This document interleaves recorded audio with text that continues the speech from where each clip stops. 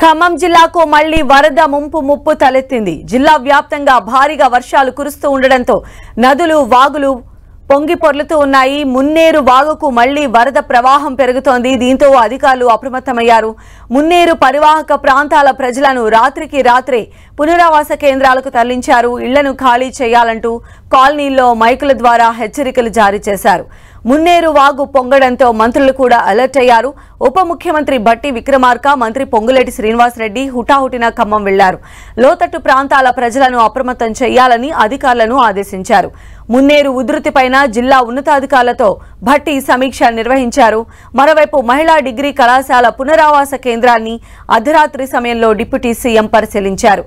ఖమ్మం జిల్లాలో భారీగా వర్షాలు కురుస్తూ ఉండడంతో మున్నేరుకు వరద ఉధృతి పెరిగినట్టు మంత్రి తుమ్మల నాగేశ్వరరావు వెల్లడించారు. ప్రజలు అప్రమత్తంగా ఉండాలని విజ్ఞప్తి చేశారు. వరదల దృష్ట్యా ప్రభుత్వం తక్షణ చర్యలు తీసుకుంటోందని, సహాయక శిబిరాలను మళ్లీ తెరవాలని అధికారులను ఆదేశించినట్లు చెప్పారు. లోతట్టు ప్రాంతాల ప్రజలు సహాయక శిబిరాలకు వెళ్లాలని కోరారు. మరిన్ని అప్డేట్స్ మా ప్రతినిధి సైదులు మనకు అందిస్తారు. సైదులు, ప్రజెంట్ సిచ్యువేషన్ ఏంటి? లోతట్టు ప్రాంత ప్రజలను అలర్ట్ చేశారా? ఎంతమందికి పునరావాసం కల్పించారు? సంజయ్, మళ్ళీ ఖమ్మంలో మున్నేరు ఉప్పొంగుతుందని చెప్పుకోవచ్చు. ఇప్పటికే 15.50 అడుగులకు చేరుతుంది.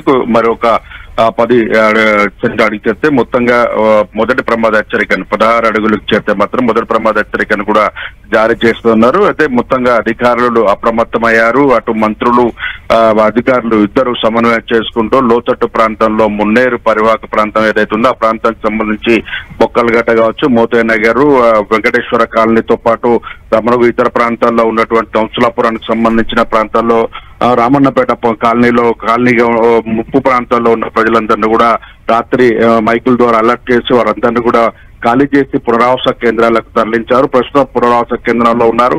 ఇప్పటికే డిప్యూటీ సీఎం మల్లు భట్టి విక్రమార్క నేరుగా ముప్పు బాధితులు స్వర్ణ భారతి కళ్యాణ మండపానికి చేరుకొని వారితో మాట్లాడటం జరిగింది. ధైర్యంగా ఉండాలని, ప్రకృతి వైపరీత్యాలని ధైర్యంగా ఎదుర్కొందాం, కలిసి ఉందామని చెప్పేసి కూడా భయాందోళన చెందాల్సిన అవసరం లేదని కూడా వాళ్ళకి అభయం ఇచ్చే భరోసా కల్పించే ప్రయత్నం చేశారు. అర్ధరాత్రి సమయంలో కూడా 12:30 నుంచి 1:30 దాకా ఆయన బాధితులను నేరుగా మున్నేరు పరివాహక ప్రాంతం మొత్తం పరిశీలించిన పరిస్థితి అయితే ఉంది.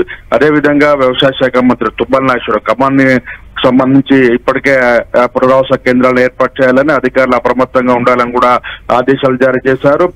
రెవెన్యూ శాఖ మంత్రి పొంగులేటి శ్రీనివాసరెడ్డి కూడా అధికారులను అప్రమత్తంగా ఉండాలని కూడా ఆదేశాలు జారీ. వీరు ముగ్గురు కూడా హైదరాబాద్ లో ఉన్నటువంటి కార్యక్రమాలను వాయిదా వేసుకొని హుటాహుటిన అర్ధరాత్రి చేరుకొని మున్నేరు పరివాహక ప్రాంతాల ప్రజలతోనూ మాట్లాడడం జరిగింది. వారి పునరావాస కేంద్రాలకు సంబంధించి తీసుకోవాల్సిన జాగ్రత్తలకు సంబంధించి పునరావాస కేంద్రాలు ఎక్కడెక్కడ పెంచాలి అనే దాని మీద కూడా అధికారులకు సమన్వయం చేస్తూనే దాదాపు స్వర్ణ భారతి కళ్యాణ మండపం, రామన్నపేటతో పాటు ఇతర ప్రాంతాలకు సంబంధించి కంసులాపురం హై స్కూల్, ఇతర ప్రాంతాలలో కూడా పునరావాస కేంద్రాలు కూడా ఏర్పాటు చేస్తారు. ఈ పునరావాస కేంద్రాలకి తరలినటువంటి వాళ్ళందరూ కూడా తక్షణం బ్లాంకెట్లు ఇచ్చడం జరిగింది. బ్లాంకెట్లతో పాటు పిల్లలకు సంబంధించిన ఆహార పదార్థాలు కూడా అందించడం జరిగింది.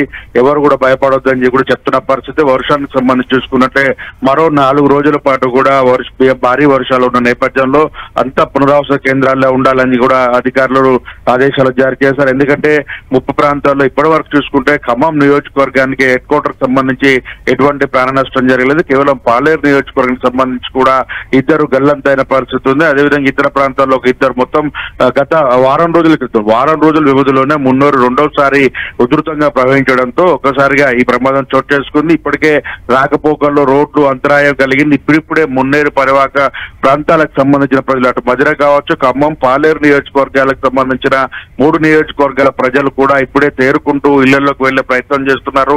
సర్వస్వం కోల్పోయారు. ఇప్పుడిప్పుడే ఇళ్లలో నుంచి ఇంటికి వెళ్లిన తర్వాత కన్నీరు పెట్టుకుంటూ బంధువుల సాయం కోసం ఆర్తనాదాలు చేస్తున్న పరిస్థితి అయితే కనిపిస్తుంది. ఇప్పుడు మళ్ళీ మున్నేరు పెరుగుతుండటంతో ఒకసారిగా ఇళ్లను ఖాళీ చేసి భయాందోళనతో వణుకుతున్న పరిస్థితి ఉంది. గతంలో చరిత్రలో ఎన్నడూ కూడా ఇంత పెద్ద ఎత్తున పెనుగు ముప్పు జరగలేదు. ఇప్పుడు రెండోసారి కూడా వారం రోజుల వ్యవధిలోనే మళ్లీ రావడం రావడం పైన వారంతా కన్నీరు మున్నీరుగా వెలిపిస్తున్నారు. తమ పరిస్థితి ఏంటి అని ఆవేదన వ్యక్తం చేస్తున్న పరిస్థితి. అనేక స్వచ్ఛంద సంస్థలు కావచ్చు, ప్రభుత్వం కావచ్చు తాత్కాలిక సహాయాలు చేస్తున్న నేపథ్యంలో మళ్ళీ ఈ విపత్తు రావడం పైన కన్నీరు మున్నీరుగా వెలిపిస్తున్న పరిస్థితి అయితే ఉంది. ఇప్పటికే అధికారులు మాత్రం హై అలర్ట్ ప్రకటించారు. హై అలర్ట్ ప్రకటించి రాకపోకలు కూడా నిలిపివేశారు. మరోపక్క ఖమ్మం డోర్నకల్కి సంబంధించినటువంటి రహదారికి సంబంధించిన వాగు పొంగుతుండటంతో అటువైపు కూడా వెళ్లొద్దని కూడా హెచ్చరికలు చేశారు. ఏ అధికారి సిబ్బంది ఉద్యోగస్తులు ఎవరు కూడా సెలవు పెట్టడానికి లేదని కూడా అధికారులు ఆదేశాలు జారీ చేశారు. వర్షాలు ముగిసిన తర్వాత పునరావాస కేంద్రాల నుంచి అందరు ఇంటికి వెళ్లేంత వరకు కూడా విధుల్లో ఉండాలి. 24/7 అటు శానిటేషన్ కావచ్చు, హై రిస్క్ సంబంధించిన అంటే ముప్పు ప్రాంతాలకు సంబంధించిన ఎన్డీఆర్ఎఫ్ బృందాలను కూడా తీసుకొచ్చే ప్రయత్నం అయితే కూడా చేస్తుంది. ఎందుకంటే గతంలో 9 మంది చిక్కుకున్న నేపథ్యంలో కాపాడటానికి చాలా ఇబ్బంది 14 గంటల పాటు కూడా ఎదురు చూసిన పరిస్థితి ఉంది. అలాంటి సిచ్యువేషన్ రాకుండా ఉండేందుకు ఇతర ప్రాంతాల నుంచి కూడా ఎన్డీఆర్ఎఫ్ బృందాలు అధికారులను సిబ్బంది రిక్రూట్ చేసుకుని పనిచేస్తున్న పరిస్థితి అవుతుంది. మొత్తంగా ఖమ్మం ప్రశాంతమైన వాతావరణం కాస్త భయాందోళనకు గురయ్యే పరిస్థితి తీసుకొచ్చింది. మున్నేరు శాంతిస్తుందా ఇంకా పెరుగుతుందా అని కూడా అధికారులు అంచనా వేస్తున్న పరిస్థితి అయితే ఉంది సంధ్య. రైట్ సైదులు.